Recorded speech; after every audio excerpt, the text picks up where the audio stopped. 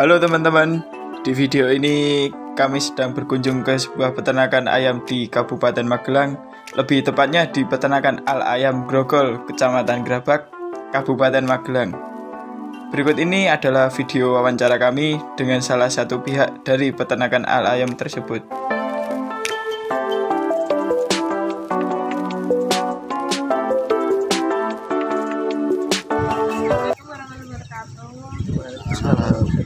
Sebelumnya perkenalkan Pak apa masih? Monggo Om Pak D boleh ya.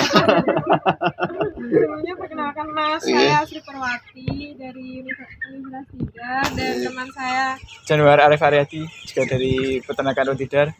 sebelumnya kami ingin tanya-tanya kepada Mas tentang ini kandang proses ya Mas. Ya. Untuk sebelumnya nama Mas siapa? Oh, nama saya Ahong. Ya, asli Grabak. Ya. Untuk sebelumnya ini tuh ayamnya jenis apa ya Mas? Jenis kita ternak ini jenis ayamnya ayam pedaging atau sering disebut juga masyarakat itu ayam broiler atau ayam putih ya kalau untuk masyarakat sekitar sini biasa seperti itu. Kalau ternak biasa broiler lah. Intinya seperti itu. Nah, ngomong-ngomong, dilihat dari pojok sana sampai pojok sini itu jumlah dari ayam ini sendiri itu berapa sih, Pak? Ini kan kapasitas dari luas kandang dulu ya Mas. Iya, dari Luas kandang ini lebar 10 kali 100 meter. Biasanya kalau di literatur itu 1 meter persegi ya itu diisi 14 ekor. Itu dikalikan aja dari luas kandang kan. Kalau ikut literatur itu sampai maksimal 28.000. Ini diisi 26.000. Kenapa? Karena kemarin sempat diisi 28.000, perform ayam kurang maksimal karena terlalu padat.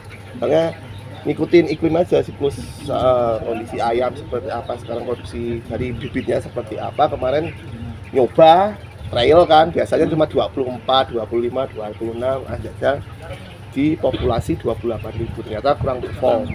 Banyak faktor, satu dari DOC-nya ngaruh, terus kita kurang siap di pemanasnya karena pemanas yang super saver yang pakai gas itu kan kapasitasnya satu kompor itu buat 10.000. Kalau satu lantainya 14.000 berarti ada yang 4.000 yang hilangnya. Jadi kemarin kemungkinan besar faktor dari pemanas juga ngaruh, juga faktor pancaroba juga ngaruh. Jadi akhirnya ya udah kita kurangin aja, coba ada perubahan enggak gitu. Seperti itu.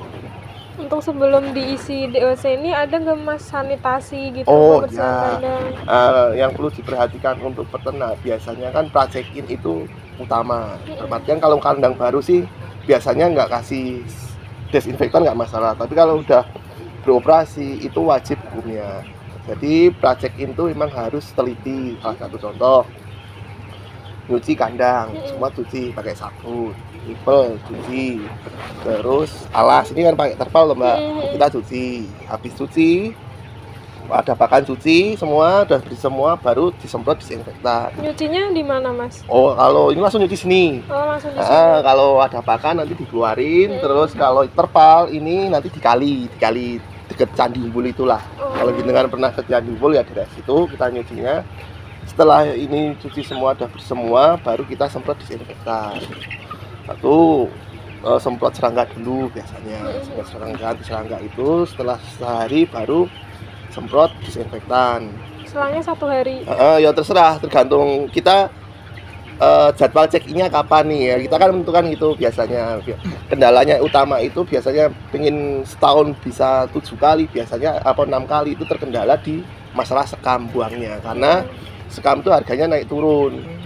Ketika musim kemarau harga naik pasti cepat ngeluarinya. Kalau musim hujan kayak gini agak lama, makanya idealnya kalau dari literatur itu kan kosong kandang sekitar 2 minggu minimal. Itu optimal untuk pembersihan dan kosong kandang. Karena mematikan bakteri kan juga harus agak lama.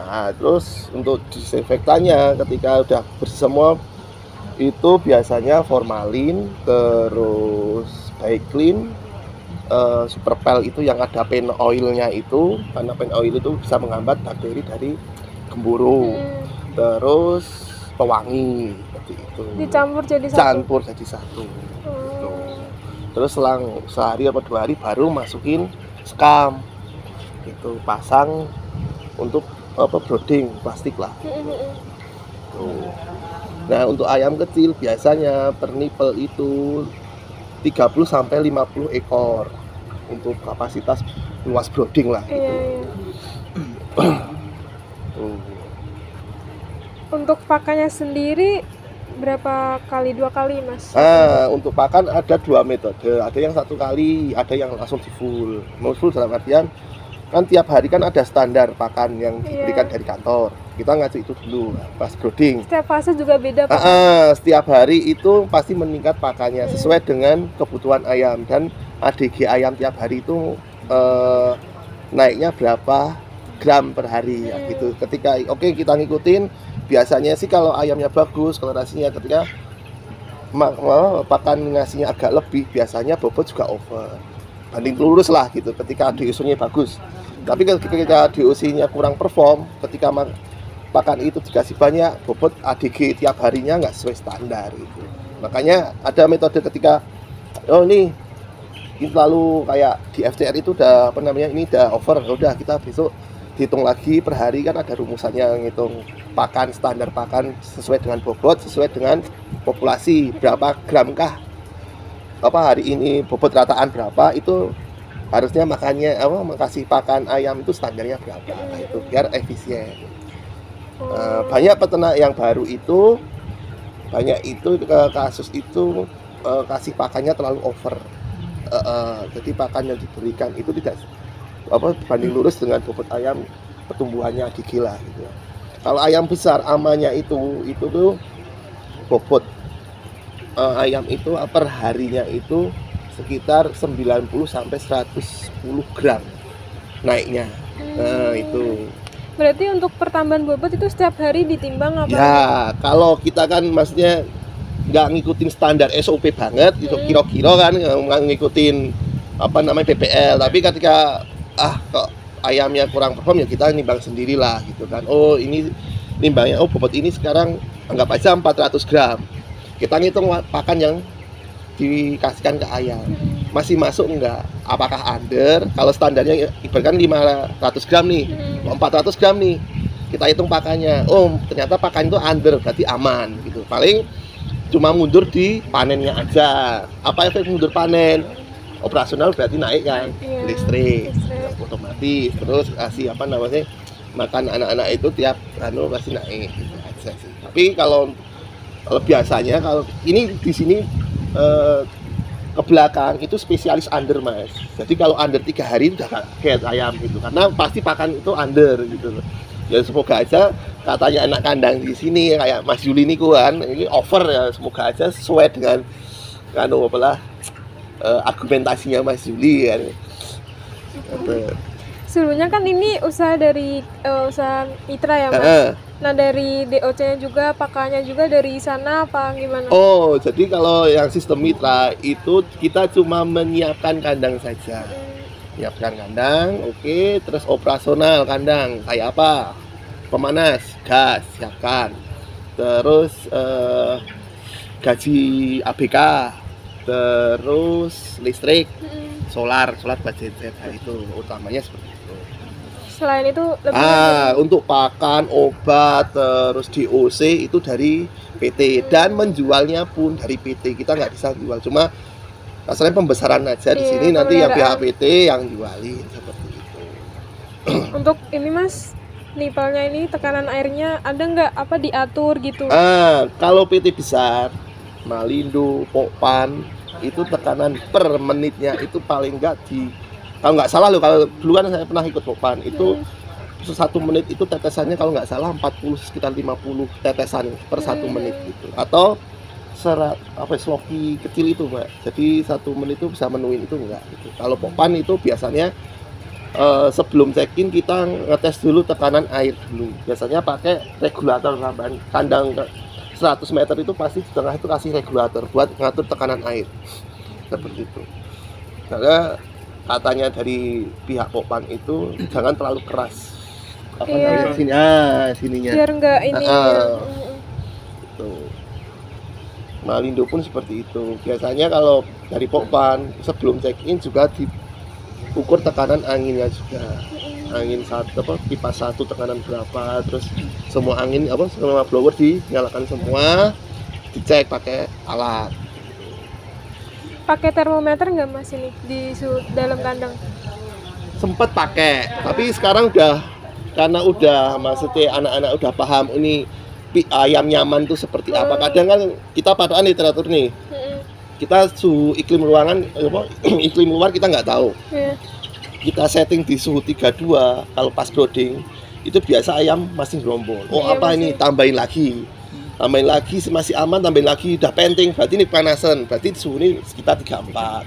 Kalau enggak nanti masih penting, nanti main tirainya dibuka seberapa atau anginnya seberapa kan, seperti itu. Tapi kalau kan ada pemanas pakai oli bekas, terus yang saya tahu ya dari itu arang. Dulu pakai arang kalau masih open itu, terus ada oli bekas, ada dari solar, terus ada dari gas. Nah, kalau untuk polusinya ini minim polusi karena gas. Tapi kalau untuk tingkat cepat panasnya, masih panas itu mencukupi suhu ruangan, itu cepat pakai oli bekas. Tapi kendalanya itu agak berat di anak kandang karena oli bekas itu banyak kotoran, jadi kompornya itu nyumpel, jadi anak kandang sering nggak tidur malam harinya.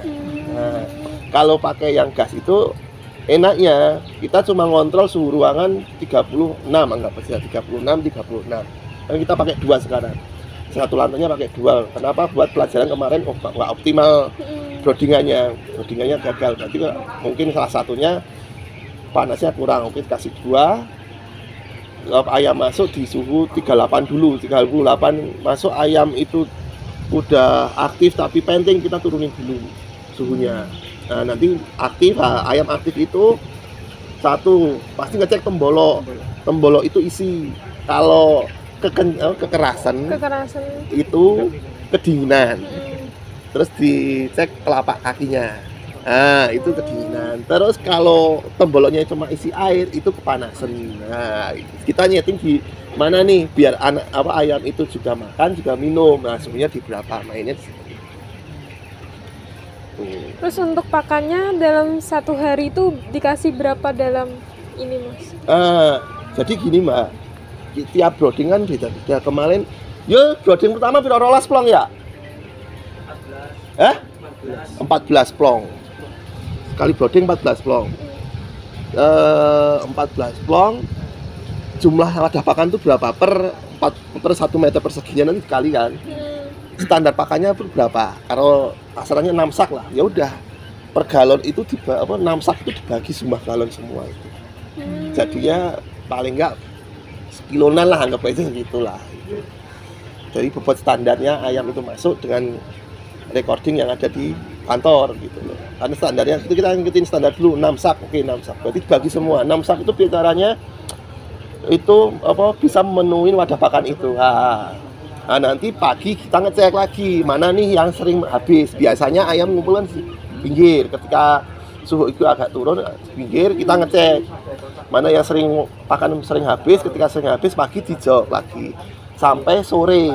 Gimana caranya ngejok sampai habis sampai sore? Karena pakan yang fresh itu lebih baik gitu. Jangan sampai nandu di wadah pakan terlalu lama. Kenapa? Jamur ya itu. Jadi terus ayam juga nafsunya kurang. Kenapa kita pakai metode 2 kali pakan? Jadi cuma pagi cuma ngejok aja sih. Jadi kan tahu anak kandang yang mana yang sering habis kan pasti tahu. Jadi ngejoknya pasti tambah yang sering ngumpul ayam. Jadi anak kandang juga banyak udah udah feelingnya. Oh ini pakan sebelah sini sering habis, tambahin aja sedikit. Tapi ada yang masih banyak dikurangin maksudnya. Atau pagi dilukir aja gitu. Untuk panennya gimana Mas? Kalau panen, kita ikut Mustika Magelang itu ngarahnya ke pasar lokal. Pasar lokal sekarang itu rataan pasaran itu bobotnya 2,7 up, baru Bisa panen. bukan bisa panen, pembeli baru tertarik karena pingin ayam besar gitu. Kenapa? Karena harga kontraknya dijual ke pedagang PT Mustika tinggi dibanding BTS. BTS 24 udah dilepas karena harga per kilonya lebih rendah gitu. Tapi ketika ada bareng panen antara PT BTS atau Mustika, biasanya ke BTS dulu karena harganya lebih murah, untuk per kilonya dijual di pedagang. Kalau yang maksudnya kurang dari 2,7 tuh ayamnya dikemanain gitu? Kita tetap nunggu, Mbak. Nunggu. Nunggu bobot rataan berapa. Kecuali harga pasar bagus, 20.000 up, pasti 25 sudah suruh panen gitu. Tapi kondisi sekarang ini harga kan nggak naik-naik nih. Iya. Nggak naik-naik, mesti minimal bobot 27 up atau umur biasanya perform bagus itu range umurnya di 40 lah gitu. Kalau udah kepadatan nih biasanya oke. Tok kesik wae Mas, tok kesik sing wedok dulu. Biasanya kan metodenya kan perempuan dulu kita keluarin. Nah, kita paling ngeluarin berapa ekor sih biar aman. Karena kita targetnya ibaratnya 4.500 lah per panen per ekor. Kita hitung. Penjarangan kan 1 kilo dikeluarin 10%. Nanti bobot 1618 sekitar 20%. Dihitung lah. Nanti ketika ketemu dengan populasi yang ada bisa mencapai 4.500 itu harus bobot berapa ini biar yang bobot ini bisa subsidi silang yang mati sama yang bobot yang di itu mainnya di situ. Hitung-hitungnya nanti kalau biasanya mau panen itu pasti tanya total pakan berapa, mati berapa, yang keluar berapa, nanti dihitung semua set. Oh ini besok ini panen dengan bobot minimal sekian oleh duit saat ini. Makanya sini jarang kalau menghitung FCR, nggak pernah. Karena satu selalu ilmu ini sementing serapan aja. Nah, kalau prakteknya serapan pakan itu lebih enak lah ngitungnya. Berapa sih satu sak pakan itu jadi daging itu berapa gitu. Tuh, biasanya kalau dapat uang di sini itu serapan pakannya itu 31%. Itu minimal dapat 5.000 per ekor. Untuk kandangnya tingginya berapa Mas? Kalau ini tingginya sekitar 190-an ya Mbak. Atas bawah sama berarti? Beda. Oh beda. Beda, yang bawah itu sekitar 2 meter lah. Oh. Ini 180, kalau yang bawah 2 meter. Kurang. Kenapa dibuat beda gitu Mas? Kenapa dibuat beda? Satu karena sebenarnya sama Mbak, tapi kan ini bekas sawah Mbak, konturnya. Iya. Oh iya. Idealnya itu cuma kalau di literatur lah maksimal 2 meter karena nanti ada turbulensi ketika terlalu tinggi, banyak blank spot angin itu, arah anginnya jadi banyak yang makanya bawah itu sering angin hilang itu masih di samping kiri kanan pojok gitu. Nah, kekurangan oksigen ayam blosor gitu. Untuk tiranya sendiri Mas pernah dibuka gitu? Pernah. Jadi ketika umur berapa gitu? Ayam umur sekitar seminggu atau 10 harian lah, itu mati lampu, genset trouble, ayo buka semua aja. Berarti kalau nggak trouble tetap ditutup? Ya, walaupun besok nyuci itu tetap masih ditutup, tinggal nyemprot aja air sabun. Berarti. Nah, ini kan kandangnya besar sekali toh. Kalau masalah pengobatan dan biar mencegah penyakit itu kayak vaksin. Ini kalau di PT Mustika kita nggak pakai vaksin, cuma vaksin pertama aja di DOC. Pas di DOC itu kalau di yang Trisula yang di kandang atas itu kita biasanya vaksin di umur 18-19 hari itu vaksin anti kemburu sama NG lah gitu. Untuk obat itu udah ada takarannya, tiap hari dihitung per berat rata-rata ayam. Jadi kapasitas obat kasih dosis itu sesuai bobot ayam. Kasihnya ada takarannya. Kita berapa ini 400 gram bobot ayam berarti ada takarannya di ayam. Gitu. Kalau untuk nyemprot disinfektan biasanya kita pagi itu nyemprot kayak Backlin. Terus sore hari juga menyemprot Backlin. Karena mencegah bakteri yang ada di amonia. Karena dari amonia sendiri kan sumber penyakit nih. Yang penting kalau ayam itu ngatur di ini aja, ngatur di apa? Kekeringan, kelembapan sekam Iya, aja. kelembapan sekam. Karena banyak peternak itu mengabaikan. Iya. Terlalu ngirit tuh banyak yang apa? Terlalu ngirit disekam. Itu banyak jadi. Terus ya itu biasanya apa-apa gampang lah, akhirnya cekreh masuk. Awal cekreh masuk. Karena biasanya gini, kalau kita oke sekam telat pengirimannya. Blower belum full nih. Ya udah main ke angin aja. Terus ayam kademen apa tapi amonia keluar. Gitu ngalahin salah satu. Blowernya belum berani, ya udah kalau sekam ada ya tambahin sekam aja. Biar amonianya terjaga lah gitu. Biasanya ada alatnya dari PPL itu. Taruh itu langsung ada kadar amonia. Ada batas aman amonia itu angkanya itu berapa tuh? Berapa Mas kira-kira? Saya kurang tahu. Untuk ini sendiri ayamnya udah berapa umurnya Mas? Ini umur 23 ya. 23 tuh berarti. Yul, umur berapa Yul? 23 tuh iki? Saiki. Heeh. Oh, 22. 22 menurut Mas Yuli ya maksudnya bobotnya over gitu. Karena saya juga nggak nimbang. Terus percaya poso bongokan karena Mas Yuli tuh. Aman. Berarti kalau ini kan udah mencapai 22 hari. Nah, untuk bobotnya sendiri udah mencapai berapa Mas? Bobot Kira-kira itu. tadi saya ngecek itu di ring standarnya itu kan 9 on. 9 on. Kalau PPL itu katanya sih diturunkan bobotnya biar under. Nah, itu biar kenapa di under ini nanti panennya bisa mundur gitu. Nah, nanti ketika ini div FCR-nya itu masih tinggi, masih over lah. Nanti rencana 2 hari atau 3 hari lagi kita keluarin dulu yang 1 kilo. Sekitar 10% itu kan. 10% dari 26.000 berapa kita keluarin. Panen umur sekilo nanti dipanen 1618 kita keluarin lagi. Nah, nanti langsung FCR-nya langsung biasanya ketika perform ayam bagus itu udah numpang, udah aman. Kendalanya banyak kendala faktor. Kan kita ada recording harian buat anak-anak. Nah, biasanya kita ngalami ketika anak kandang baru itu takut akan kematian ayam. Dimanipulasi lah kematian ayam itu ibaratkan mati 50 di aku 30. Kita biasanya nanti di panen akhir kita ngitung-ngitung masih ayam masih sekian ekor, ternyata zong gitu. Uang hilang gitu. Alangkah baiknya memang kalau rekod anak kandang itu yang masih yang jujur dulu, maksudnya apapun mati seperti apa itu dicatat sesuai data atau ditambahin kematiannya seperti itu. Untuk panennya kapan Mas?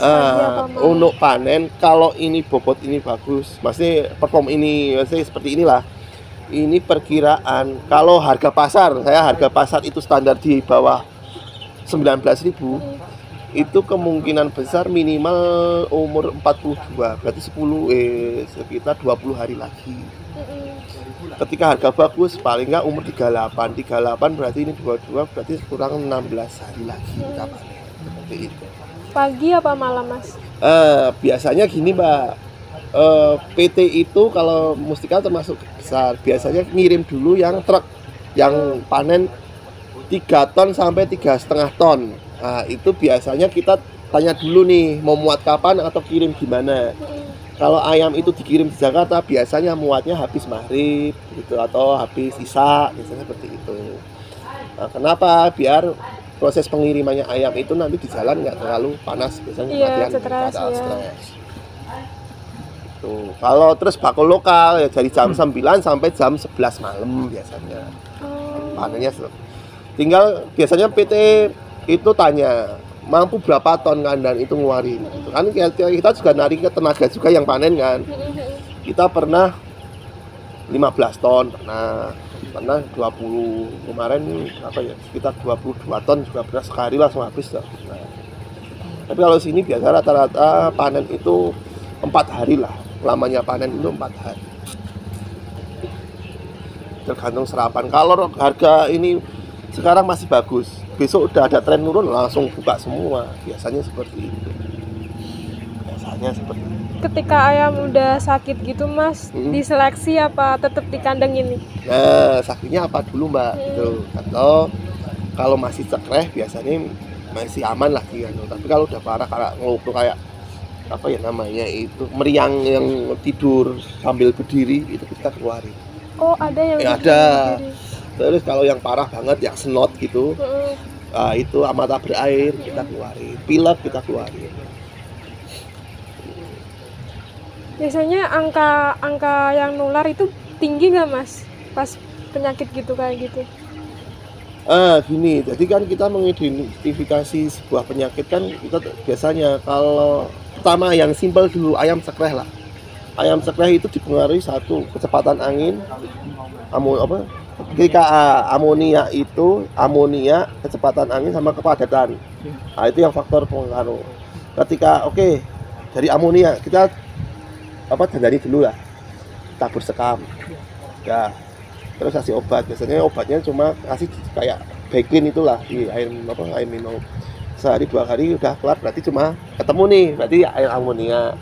Ada 2.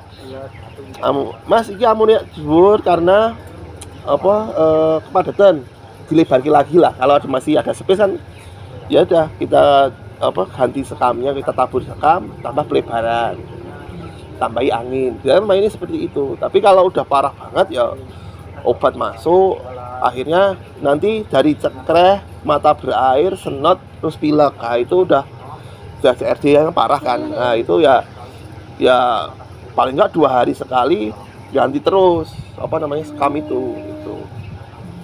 Angin tambahi, paracetamol masuk, antibiotik masuk. Biasanya seperti itu. Habis cekreh nggak kena ya kemungkinan besar keboro masuk. Berarti lewat mana Mas ngasih antibiotik itu? Dari minum. Dari minum. Langsung dicampur? Langsung campur. Langsung biasanya 1 jam habis. Berarti takarannya itu berapa? Karena 100 liter. Oke, 100 liter buat 1 jam. Takarannya seperti itu. Untuk manajemen blowernya gimana Mas? Nah, itu kan kita biasanya gini Mbak. Manajemen blower karena kita udah udah feeling, cuma main feeling gitu Mbak. Jadi kan cuma main 1 dulu. 1 full itu ayam seperti apa? Amonia naik enggak? Kalau 1 full itu amonia naik, ayam penting tambahin sambil main inlet sana diturunin. Gitu. Pertama blower dulu, blower inlet. Jadi bukaan inlet sesuai dengan bukaan blower. Terus 2 dulu, inlet masih sama, diturunin gitu biasanya. Namanya 3 blower itu biasanya inlet udah bukaan separuh. Gitu. Tapi metode ini beda-beda sama peternak yang lain loh Mas. Maksudnya jangan buat patokan. Tiap peternak itu metodenya beda-beda. Apalagi yang pakai seldek itu beda lagi. Gitu. Nah, dari Bapak sendiri tuh di wilayah Grogol sini tuh dari faktor lingkungan, suhu itu sudah kalau ini kendalanya satu, kita nabrak matahari. Idealnya kan mengarah ke timur barat. Nah, kita sini. Jadi ketika pagi ayam berobol sana karena terlalu panas ya. Ketika sore ayam berobol sini. Makanya samping sini diakalinya pakai paranet. Jadi meminimalisir panasan. Idealnya seperti itu. Kalau idealnya untuk kandang biasanya ikutin matahari terbit, matahari terbenam. Seperti itu. Nah, dari ini kan kandangnya sangat luas Pak. Biasanya itu ada hama nggak sih Pak yang sering menjangkit ternak seperti hewan liar atau? Sering Mas. Salah satu contoh. Kita biasanya kan kosong kandang paling cepat 2 minggu lah. Itu sini banyak tikus. Tikus masuk kandang nih. Ketika ada ayam tikus masuk nyerang, entah balas dendam apa itu pasti itu kendalanya itu. Terus ngarah pakan, hama lagi, ular, terus gudul. Gudul biasanya yang pembawa penyakit kayak keburu itu biasanya ya itu serangga lah. Itu kalau di bawah mesti ada gudul, kalau jenengan mau nyari banyak buat pakan manuk. ada nggak Mas cara mencegah hama itu? Sebelum jadi praktekin tadi itu semprot itu Mbak, kayak dentis, anti serangga lah, kita semprot dulu, udah mati baru cuci kandang terus semprot disemprotkan seperti itu. Banyak metode sih, maksudnya kalau kita ada ya Mbak, jadi ada peternak itu mantap nggak nyuci kandang, nggak nyuci kandang sekalian, itu cuma semprot formalin sama ada, karena kita nggak mantep metode itu ya udah nyuci, cari amannya aja. Jadi ketika udah praktekin udah sesuai SOP, anak kandang kerja sesuai SOP, identifikasi masalahnya lebih ringan. Ketika ayam itu ketika ada trouble, kita nyari nih, oh DOC-nya apa, ini biasanya ngaruh di indukan itu tua atau muda, biasanya seperti itu. Ketika indukan muda ya ayam juga imunnya nggak perform, itu nggak maksimal, biasanya seperti itu. Dan kan banyak peternak nih dapat DOC apa, aku DOC ini. Ini trennya yang dari Samsung itu DOC-nya lagi tren menurun karena satu faktor, kita udah nggak ada cutting katanya kan. Ketika nggak ada cutting berarti ayam apapun dijual semua. Dulu kan ada cutting dari pemerintah, mewajibkan ada cutting nih, harga jadi bagus nih karena ada cutting. Karena produksi ayam itu nggak banyak, permintaan banyak ya, supaya endorsement kan jadi naik kan. Ketika banyak permintaan, stok terbatas kan harga naik. Ya ini stoknya nggak dibatasi, permintaan nggak ada, ya udah harga nggak naik. Ya ada enaknya, ada enggaknya ikut mitra itu. Satu, ketika harga pasar itu turun, pasti panen itu murah otomatis, karena PT nggak mau rugi banyak gitu. Makanya jadi operasional kita, kalau kekurangannya ketika ayam perform nggak masalah lah, tapi tetap masalahnya di biaya kos operasional gitu.